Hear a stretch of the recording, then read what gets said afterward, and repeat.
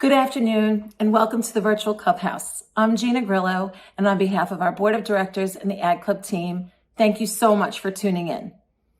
The club is committed to ensuring that diversity of thought and inclusion of underrepresented groups in our community is done with intention.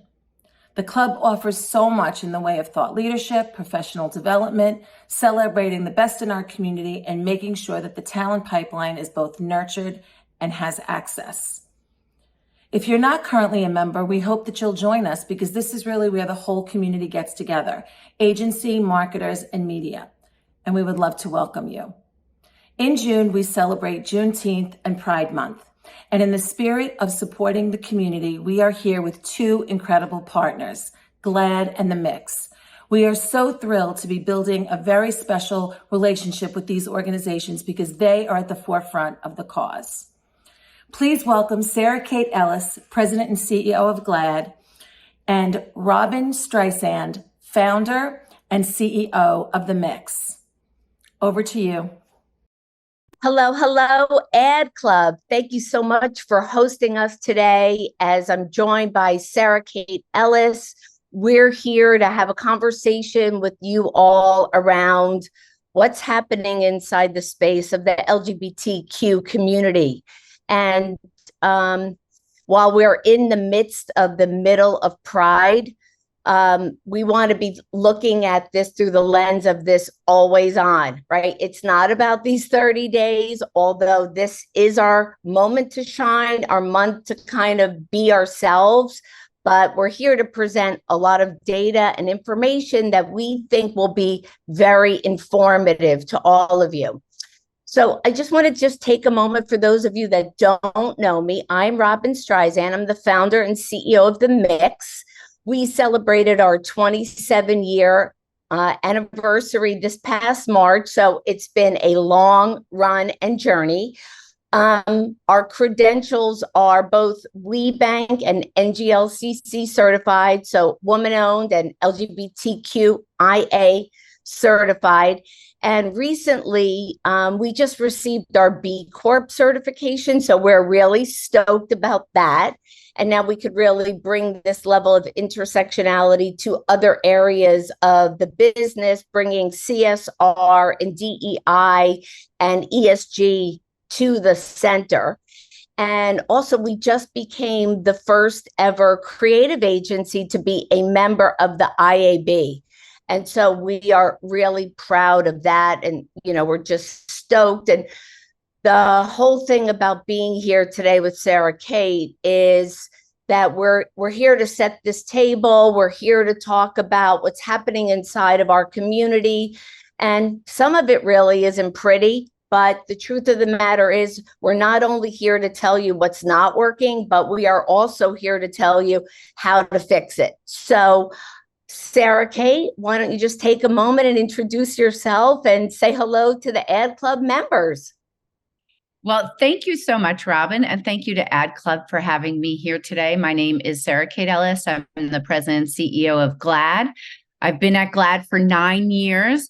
GLAAD is a cultural change agent. We go wherever culture is made, whether that be Silicon Valley or Madison Avenue in New York, where ads are being made, and ensure that the LGBTQ voice is at that table. We work with Hollywood and the halls of Congress. We work at Davos with CEOs. So wherever there is culture being created, we are there. For 2 decades prior to being the president and CEO of GLAAD, I was the head of marketing at magazines and in publishing. So I've been in the advertising community for 3 decades now. I love the work that y'all do. And I am particularly focused on advertising because it's pervasive. And I think we have a lot of ability and opportunity with the advertising world to create great change. Fantastic. Well, let's get busy, right? Because we're on a mission here. Some of the information that we're sharing today will also, it's kind of like we're giving you all an inside look to hear and see and listen to some data that is going to be shared at the Cannes Lions, which we're all leaving for this weekend. And it'll be my first time. And, my whole thing about that is you'll never forget your first time. But we felt like it would be such an opportunity to share a little bit with you all exclusively here. And then maybe if you'll be on the ground in Cannes, like you'll be able to hear more about it. But we all know, and nobody really needs to drill it in, but since we're here, we're going to.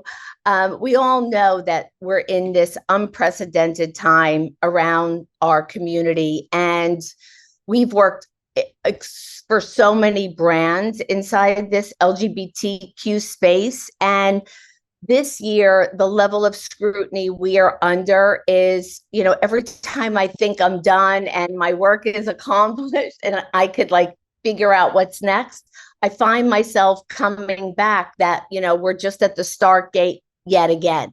And so our whole topic today is to just bring front and center who the Mixx is, how we work with these audiences. And I will say over the past 2 weeks, several of our campaigns have been pulled. And I'm like, God, we spent all this time, money, and energy producing this world-class work. And for this stuff to be pulled out at the 11th hour because of the hearsay and what's being said out in the world, it's really arresting. And we're not done. So if I think about how to look at this just through the eyes of a different lens, I would say our whole premise is how we connect authentically with brands. And, everybody is at a particular place and space. And the truth of the matter is nobody's at the same place at the same time, no matter how big or how small of a brand you really are. And our superpower has been how we bring brands together, that we create this safe space and we make it more accessible for people to really start wherever they are, to amplify wherever they are, and to have an always on program regardless of all of it. And we want to remind leaders that you have to start internally first, always, and then worry about how we're going to externally communicate as a part of the overall narrative after. And so our focus has been on this crawl, walk, run, just around wherever a brand is, helping them help them. And we've had tremendous success. Again, year over year, going through all of the upheaval that we've gone through during COVID and then all the social unrest. It's unfortunate that what we're dealing with right now is a halt, a stop, then again, not enough of this or that. And, it's very funny to me, but I realized today that here we are going to Cannes Lions, and it starts really on Juneteenth. And I thought to myself, well, wow, this is an international event. Nobody's really talking about Juneteenth. So I'm just always bringing the thoughts and ideas of what people aren't really thinking about. So as we think about where we are inside this month around the programs and the data and how we bring it back full circle, I want to know from you, Sarah Kate, from GLAAD's lens, what are you seeing right now? Because, I could talk about this all day. Yeah, I think what we're seeing is, to be really blunt, is a small minority of extremists who are using social media to outsize their voice in really violent ways, and threatening violence against brands who are participating in Pride Month. That being said, what I'm finding, and it's really clear, that those brands who are backing down are really losing. It's the brands like Nike or North Face who are standing up, or Kohl's, and saying, I'm not changing what I'm doing, that are actually winning. And I'll tell you, not only are they winning the short-term game, they're winning the long-term game, because this is a lose-lose short-term. If you are saying that you are a connected to the LGBTQ community, supportive of the LGBTQ community, and the second someone challenges you on it, you're backing down or folding or ceding space to bullies, what's happening is that you're not only losing the headline game right now and the media game, where you look, not as a strong brand, and your P&L is going to get hit very hard, and is being hit very hard, but you're also not setting yourself up for the future. The latest Gallup poll shows that 20% of Gen Z are LGBTQ. So that's only 20, that's the Gallup poll. That we've seen much higher numbers actually than that. And that doesn't take into account the allies that are attached to the LGBTQ community. You are losing a majority of Americans by not standing with the LGBTQ community. And I think people are getting tested. Brands are being tested. Do you really mean what you say? Or are you just rainbow washing? Are you just putting out a flag to market to a marginalized community during a certain period of time? Or do you stand by what you say you are and your values? And that's being tested now. And the winners, the ones who will be standing at the end of this are the ones who believe in diversity and inclusion and don't get bullied out of diversity and inclusion. So I think that's really important. This is, as I started off, this is a very, very small group of people. When you look, 91% of Americans believe LGBTQ people should have full and equal rights. 75% of non-LGBTQ people like seeing LGBTQ people in advertisements. They think if they see us in ads, that you treat your employees better, that you treat your customers better, they want to shop from you more, and they'll be more loyal. So it's a long game. And yeah, we're hitting a bump right now, but this is really going to show those brands that have touted these as values and who stands by them. And you can see those who are standing by them are moving beautifully through it. And it's those who are backing down who are being, dragged through the headlines right now.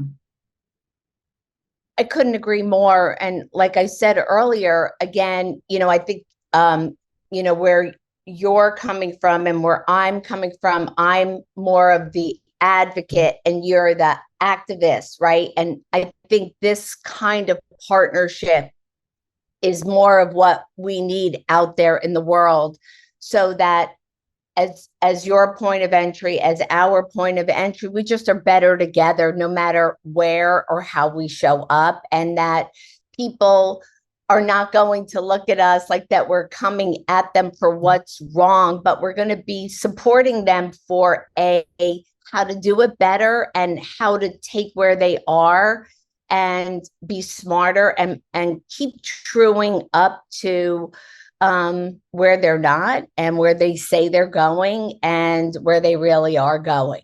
So I think, we're in an aligned place there. I do think that we've made a lot of progress, a lot of progress. So I never want to diminish how far we've come. And, I could remember back, just maybe 10 years ago, where it might have been just doing something for the community inside that weekend or that day or that, week, versus what we've been really working to establish is like this pride beyond the 30 days. It's kind of like our mission and mantra. And I think that we've had a lot of progress, but it's hurtful to see, like, I consumers too. And that while we're in this for the doing good purpose and part, like our calling and our reason for being, brands have to step up more. They can't do what they did last year or 3 years or 5 years ago. It's a new day. And for those that have already retracted, and there's been many and just 3 in my limited space and place, I think that there's going to be a continued turnover of jobs, because these programs are not being pulled from the people that did the programs. They are being pulled from stakeholders above because of fear or risk or compliance, what have you. And these people, these individuals, their integrity is now being called to the mat.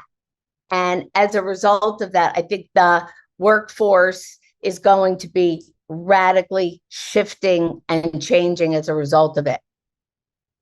1,000,000%. I totally agree with you. And I think, I mean, as a leader, if you lead because of fear, that equals failure. It's just that simple. I mean, you have to lead with who you are, with what you believe. And one of the biggest, we did a survey with Edelman, their trust barometer. Yep. And employees, to your point, trust their employers more than they trust the media, more than they trust their government. This is in the United States. So there's an outsized perception for CEOs that they have to live up to. And it's both self and created, and that's been handed to them, right? Because of the way of the world. And I think for those CEOs who are not stepping up in this moment, it is being noted, and it's going to, I think, result, as you said, in employees leaving and employees not coming. You're not going to attract or retain the best talent out there unless you are true and authentic to who you say you are. And especially when the times get tough. And I'll say this. Yes, I'm an activist and I'm an advocate. I have 267 corporate partners that we manage at GLAAD as a part of our portfolio and partnerships. So we're very in the weeds with them through this trying time. And I will say this as well. I think that, we're living in a world right now where, and I want the brand marketers to hear this, because they're the storytellers of the world, right? We're living in a time where 30% of Americans say they know someone who's transgender. 70% of how Americans are meeting transgender people are through media. And right now, the only media that they're meeting them through primarily is news media regurgitating what awful political players are saying about this community, which are misinformation and false. And so, I mean, trans people have been around forever.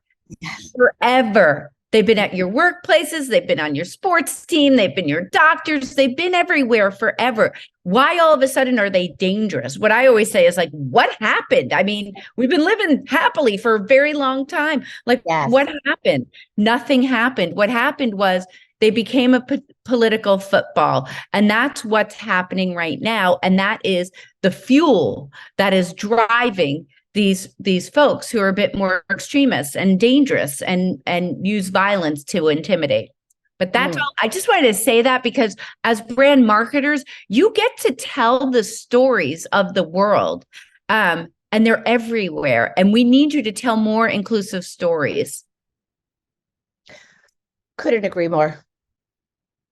So is there anything deeper you want to say about this upcoming index coming out? Like, let's dig into it, because I don't want to overstep, right? Because without you giving us as the agency partners the information that we need that's real, we cannot formulate strategy that gives creative output that drives results. So let's hear a little bit more deeper look.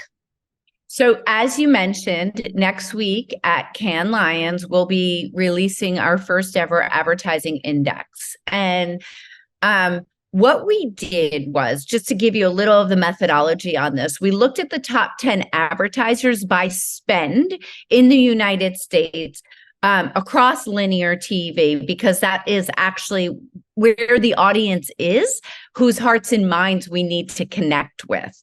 And what we found is that we had about 400 ads that we evaluated, and there was LGBTQ inclusion about 3% of those. So definitely not enough. And then if you go a little deeper on that, in terms of the screen time spent, it was even lower. Basically, we call this index or study, blink and you'll miss us.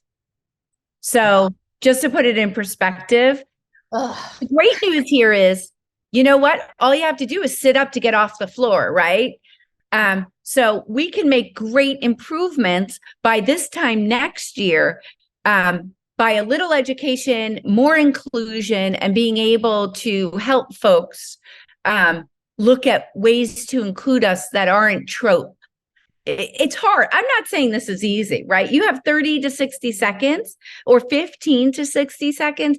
You don't have a long period of time to tell a compelling story. And at the end of the day, you need to sell a product or a belief or a service, right? And so, as someone very smart once said to me, I'm not gay when I do my laundry, right? Like, so how do you then include a variety of people that represent the fabric of this great country into your ads? And we have easy, compelling ways of doing that for folks, and are happy to work with people along the way. A trend that I am seeing right now is that we are up against what I would call this in-house agency, right? Because brands are in this cost-cutting moment of time. And so they, it's like everything is like on that 10-year cycle. And we are seeing like that the in-house agency is now doing this level of work. And it's not about, again, pointing the finger at what's not working. It's that it's not what they're trained to do, right? They might be creative hearts and minds. And yes, somebody might be a member of the community, but that's not necessarily the lens by which how this work gets done, right? It's not necessarily data and insight driven. It's more of something from the top that wants to get brought to the front, that all of a sudden is out there. And I could see that ad or campaign, and I'm like, who are they even talking to? Like, it doesn't resonate. And again, the expertise, the knowledge, the data, all the way, the production team, the cast, the scripting, the director, like all of it matters to us. And,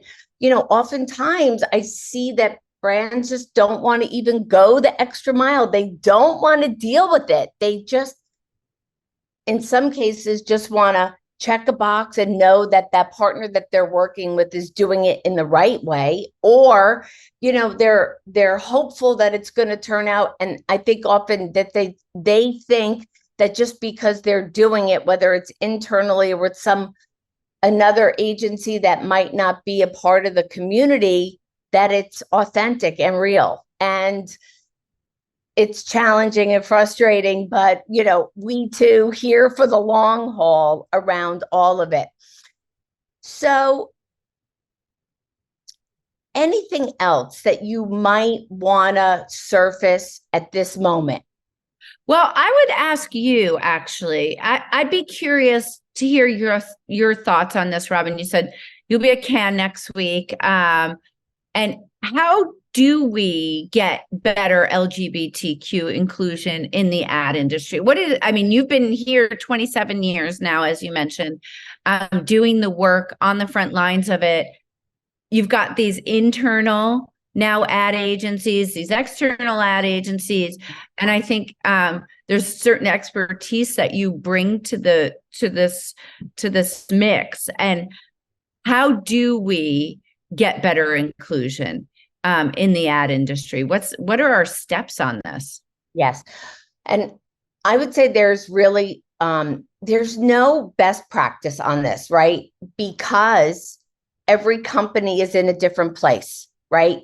You have departments, like one of the things that we do when we engage, and again, it's more of like this bigger picture look, but we're always asking for the org chart, right? And we want to see not who's who or how do we transact better or more, but we want to see where the gaps are, where the silos are, so that we could then be this dot connector. And I would never think that this would have been our superpower or our gift, but the way in which we bring these different players to the table, whether it's HR, whether it's marketing, whether it's comms, whether it's the chief diversity officer, we really try to bring people together so that we're all in alignment about what's possible, and that we're all like bought in. Like we call it like this declaration of diversity.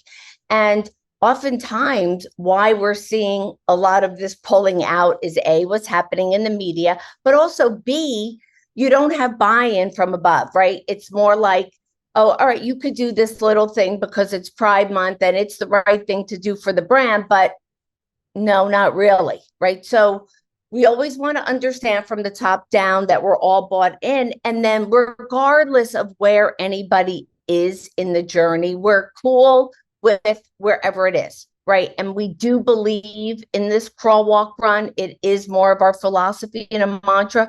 There is no like, oh, playbook, this is how we do it. But what I can say is that we bring the bulletproof authenticity every step of the way.